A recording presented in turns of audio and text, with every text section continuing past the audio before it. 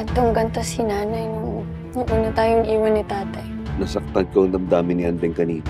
Naipaliwanag mo bang mabuti sa kanya kung bakit ako nandito? Kailangan ko na po talaga sabihin yung totoo. Anong totoo? Hindi tinulak ni Colleen si Jessica. Kakatawag lang ni Atty. Salazar. Nakausap na raw niya si Timo. Binawi na ni Timo yung statement niya? Dinismiss na po ng korte ang kaso, ma'am. Colleen is a free woman. Alam na po ba ni tatay? Gusto ko pong puntahan si tatay. Baka hindi na po siya galit sa akin. Anak, alam naman niya na wala kang kasalanan. Kung alam niya, bakit po siya umalis? Colleen, anak. Kakalabas pa lang ng balita na hindi ka na makukulong. Why don't we just dwell on that just for today, anak? Tito, hindi naman po kasi kumpleto ang celebration kung wala dito si tatay. Gusto ko pong magkaayos kami. Kung may issue po pag-usapan namin, gusto ko po na umuwi siya rito. Anak, hindi nga pwede. Bakit po hindi? Hindi ko po maintindihan kung bakit umalis si tatay eh. Kung ba't hindi niyo po siya pinaglaban? Tama. Kuya, ako gusto ko ipaglaban si tatay. Hindi ako mag-give up. Kaya please, Nay, tara na po. Puntahan natin si tatay, Nay, please. Nay! Ano ba? Sinabi niya hindi pwede! Hindi natin pupuntahan yung tatay mo at hindi na siya babalik dito.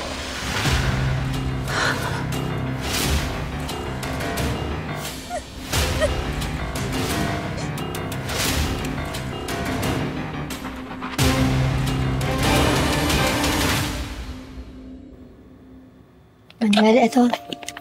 Pasensya ka na sa pagkain natin, ha? In-order ko lang. Hindi ako nakapagluto dahil medyo masama ang pakiramdam ko. Sir, pwede ba wag mo akong dramahan? Alam ko naman umaarte ka lang doon sa attorney na yun. Para hindi ka mabuking na binayaran mo si Timo. Yan ba talaga ang tingin mo sa akin? Nagdadrama? Hindi ko alam kung paano kayo papaliwanag sa'yo, pero simula nang mamatay yung anak natin, wala na akong ibang inisip kundi paano bibigyan ng hustisya yung nangyari sa kanya. Pero sa nangyari, ako pa yung gumawa ng paraan para i-withdraw ni Timo yung statement niya. Wag lang makulong si Colleen. Kaya naisip ko, nabigyan ko ba ng hustisya yung nangyari kay Jessica? Nagigilty ako na I had to make that sacrifice. Pero knowing na kung gaano kabait yung anak natin, alam ko ito rin ang gusto niya. Yung hindi makulong ang ate Colleen niya. Yung magiging maganda na ang buhay ni Colleen. Matutupad na niya ang mga pangarap niya.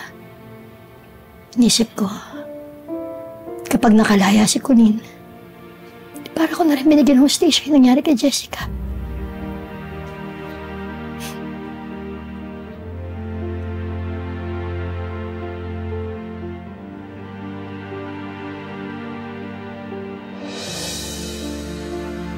Salamat sa sakripisyo mo, Hazel.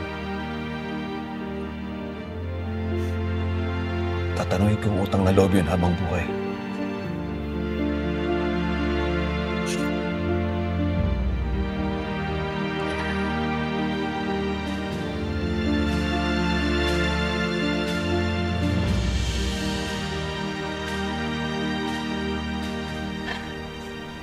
I'm sorry.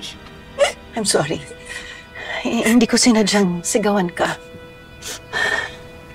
Colleen, anak. Pwede bang intindihin mo na lang sana nanay mo? Tito, hindi ko nga po maintindihan eh.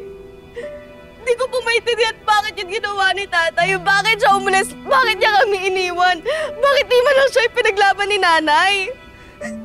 Bunso, di ba in-explain na namin sa'yo? Ang alin?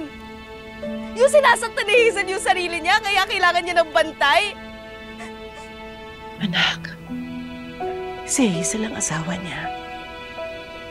kasal sila. Kaya may obligasyon siya na bantayan yung asawa niya.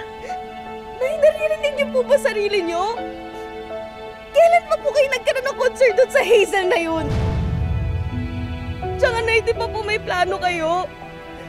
Di ba ipapaanal ni tatay yung kasal niya doon kay Hazel tapos magiging isang buong pamilya na tayo? Ano na po nangyari doon sa planong yun? Wala na. Ganun na lang. Hindi po ako tanga! Bunso, imbis na inaaway mo si Mom, pwede ba tanggapin mo na lang na wala na si tatay?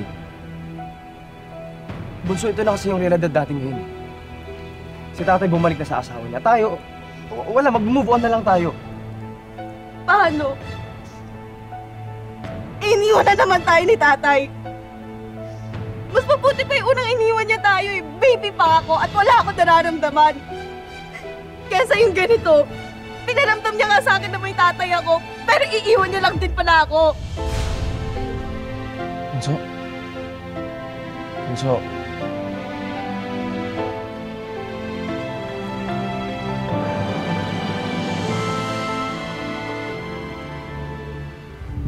Ginawa ko na po yung inutos nyo.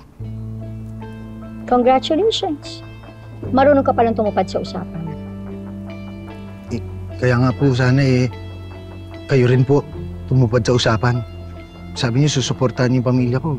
Hindi niyo sila sasalingin. Sa isang kondisyon, Ano na naman po yun? ka mag-alala. Madali lang ipapagawa ko sa'yo. Itiko mo lang yung bibig mo. Tumahimik ka. Huwag kang tatanggap ng dalaw. Lalong-lalo na si Kulit yung pamilya niya. Huwag mo rin sasabihin na binayaran kita para idiin si Kulin. At higit sa lahat. Tinakot niyo pa ako. Tinakot niyo pa ako para bawiin lang yung sinabi ko. Tinakot? Strong word. O sige, paninindigan ko yan. Huwag na huwag kang magsusumbong sa kampo ni Kulin. Huwag na huwag kang magtatangka. Alam mo namang may mga mata ako dito sa loob.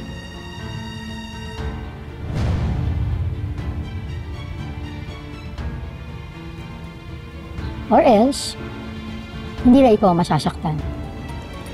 Pati buo mong pamilya. Kaya ako sa'yo, tumahimik ka. Huwag mong subukan. Naintindihan mo?